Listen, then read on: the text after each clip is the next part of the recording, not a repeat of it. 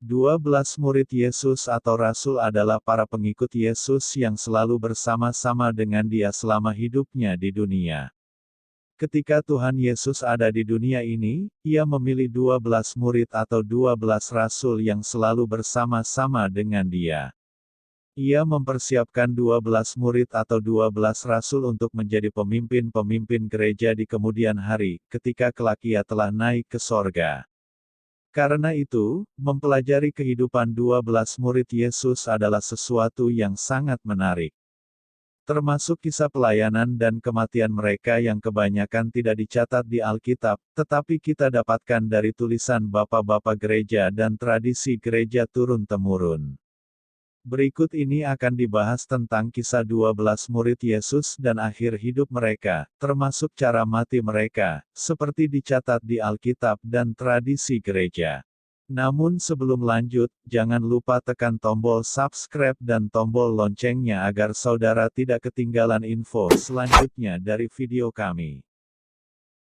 12 murid Yesus yang pertama adalah Andreas. Andreas adalah saudara Petrus. Arti namanya dalam bahasa Yunani, Andreas adalah jantan. Andreas adalah murid pertama Tuhan Yesus. Sebelumnya ia adalah murid Yohanes Pembaptis. Kepadanya Yohanes Pembaptis memperkenalkan Tuhan Yesus sebagai anak domba Allah. Kemudian ia mengikut Tuhan Yesus dan membawa Petrus kepadanya, Yohanes 1 ayat 35-40. Setelah itu, bersama dengan Petrus ia dipanggil menjadi murid sepenuhnya, Matius 4 ayat 18-19. Andreas berasal dari Betsaida, Yohanes 1 ayat 44.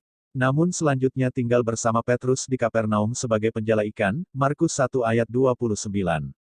Andreas dikenal sebagai penginjil, mula-mula. Selain membawa Petrus kepada Tuhan Yesus, Andreas juga yang membawa kepada Tuhan Yesus seorang anak kecil, yang mempunyai 5 roti dan 2 ikan, Yohanes 6 ayat 8-9.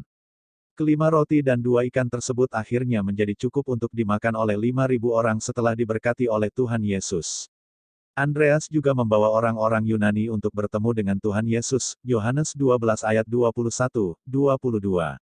Tidak heran jika ia disebut sebagai penginjil nasional dan internasional yang pertama.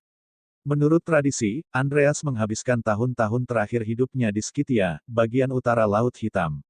Tetapi sebuah buku kecil yang berjudul Acts of Andrew, kemungkinan ditulis tahun 260 Masehi, menceritakan bahwa ia memberitakan Injil terutama di daerah Makedonia dan mati martir di Patras, Yunani.